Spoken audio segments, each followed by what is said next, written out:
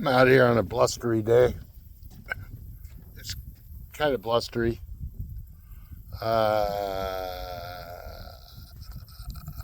self-isolating. That's the Chevy Tracker right there. I bring that Chevy Tracker out here. I've been coming out here for 10 years now, just coming out and fishing. Because I'm old. I'm getting older. And like everybody else, especially older Americans, we end up with health conditions. I got a few health conditions, teeth-wise and stuff like that. So I figure it is what it is. I mean, instead of dwelling on it, I figure, yeah, it is what it is.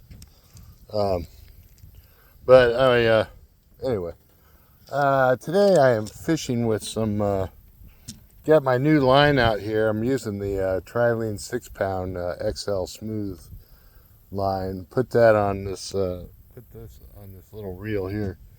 This is a Strike Force 1000B, whatever, Daiwa. It's a decent reel. I mean, Daiwas are halfway decent reels, but to try to fish this thing with 4-pound test is absolutely ridiculous because the line just keeps on getting twisted around. So I had to get me some 2-pound tests, put the 2-pound test on here, and now it's coming off really smooth. With this here, I basically have a swim bait, one of the swim baits I bought for $7 for 3 of them. So if I lose them, I don't really care. It's like, yeah, whatever, you know. Then I have this one here. This is another. This is Zebco rod, Zebco spin rod. And with this, I'm just using my. I got a little jig on there, so that's not too bad. And then I'm coming down over here. I've got this 12-foot casting rod out again. This rod is, I put the 6-pound Trilene on here. Got it out there pretty far, even with the 1 ounce weight, because 6-pound is not that heavy. I could cast it probably,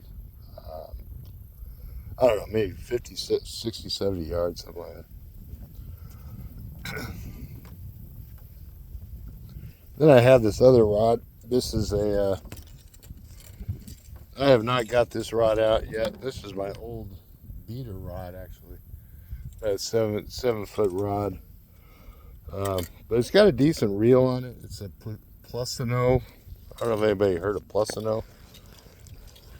But I seem to catch more fish with this old rod right here.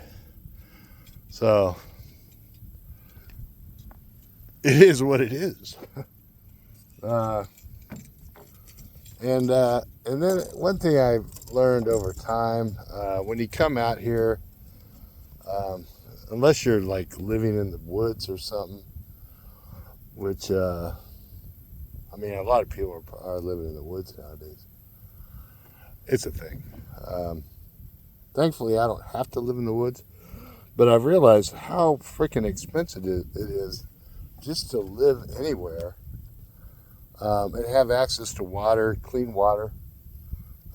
food, and then adequate dental, medical insurance is, you know, you kind of, you get to a point where you have to learn how to improvise. For me, I mean, I've been through a lot of weird stuff in life. I was homeless back in the 80s. So I've learned over the years that there is like such a thing called affirmative action, where you got to hire a certain amount of people in this demographic, whatever. But the good news is that I found a way around that by just going and getting jobs that worked for me. I was a tow truck driver. I was a loader for Schwann's, a food company back in the 90s. And then I also was in the Marines, in the Navy, Both of those I got honorables out of. And then I went into electrical school in 1998. Graduated 2002, and I did that until about 2009, I guess. So that was about 10 years of doing that. But at this stage of my life, it's I'm no longer 40 years old. I've had some health problems, health scares, just general health issues that happen with aging. Um, I'm not walking around like like that, but I've definitely had some issues with my health that I do the best I can with that. I'm not like dying or anything, but I'm definitely feeling the effects of aging. I think the thing that's helped me in my life personally were personal struggles. I've had an amazing amount of personal struggles, almost to the point where I say at this point it's just funny. Um, Mental issues. I had mental issues even when I was in my 20s.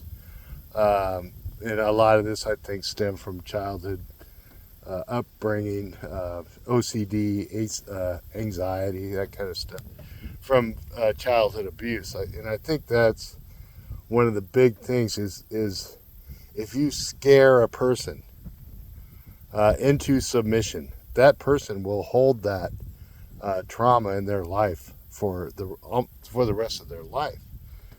Even if they do get therapy, that subconscious is always going to be stuck in this weird fight or flight where it's like, don't hurt me.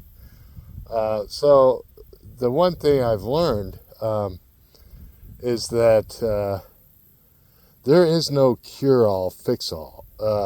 Some people say, oh, well, we have nice therapists and they'll help you. The problem with that is that these are book-smart people. These are not people that necessarily went through some serious trauma in their life where they just, they were beaten or they had suicides in the family. That was a violent suicide, murders in the family, stuff like that. And it's just to get through this on a personal level, to have experienced it, you really have to kind of almost like pat yourself on the back for some of the things that you've gone through in life and have kind of made it out the other side without resorting to completely destroying yourself with drugs and alcohol. And because that is not, it's a coping mechanism, but it's not a coping mechanism. All it is just you're just finding a way to forget. But so that is one of the things that's helped me through my life. Just having a perspective of, dude, you went through this, you can get through this, And in the end, we're all gonna be in the same, box or whatever. But in the meantime, it's important to kind of look at some of the things that you have overcome instead of letting those past thoughts and memories to just dwell in your mind all the time, because the past is the past. The past is something that you went through and you experienced. In my case, it was an abusive mother-in-law or stepmother who would beat us, wake us up with hairbrushes to the head, cut our fingernails till they bled, just knock you around all kinds of ways. So lock you in the house for months on end, stuff like that. So getting through that and not wanting to just say screw it all. Like my dad jumped off a bridge 200 feet in the air and killed himself when I was 17. Did I crumple? Sure, I crumpled. Totally crumpled. I ended up becoming rebellious. I rolled the car off a cliff. I just didn't give a shit. And then I went in the Marine Corps, and the Marine Corps kind of straightened me out. I said, you ain't shit. You gotta listen to what I say. And it gave me a sense of somewhat of a sense of identity where you feel like, you know, you've done something that a lot of other people just have not done. And it is possible to do those things if you let somebody else take the reins. You cannot do it by yourself. You cannot do everything by yourself. I tried for many years to do that. And then as an electrician, I did nothing solely. It was all joint effort. So those are the things that keep me moving forward I guess you could call that moving forward. Instead of just laying in bed and just, you know, saying screw it, I'm just gonna rot, you know. So, but fishing today, it's kind of it is what it is. I mean, it's not too bad out here. It's kind of cool. It's been really hot lately, or in the past month it was hot. Today it's pretty cool. It's probably in the mid 60s, which is pretty much unheard of, especially for North Carolina. Until you start getting to this type of, you know, once it starts cooling down, then it really starts to cool down by December, you know, to November. And we're heading there now, so. All right, enough rambling. If you go fishing, try a swim jig. Might work. Thanks for watching.